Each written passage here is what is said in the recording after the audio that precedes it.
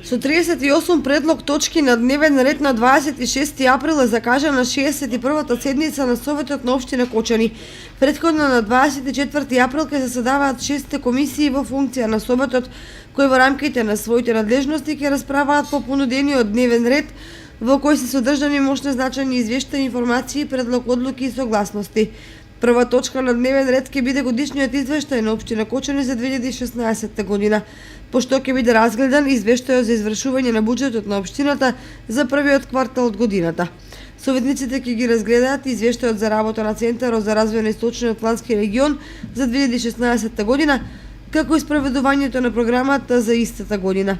Посебно внимание се очекува да привлече извештајот за работењето и за завршната сметка на комуналното јавно претпријатие Водовод за минатата година. Од другите точки ги издвојуваме информациите за одржувањето на престојниот драмски аматерски фестивал за користење на државното земјоделско земјиште, за дивите депонии и друго.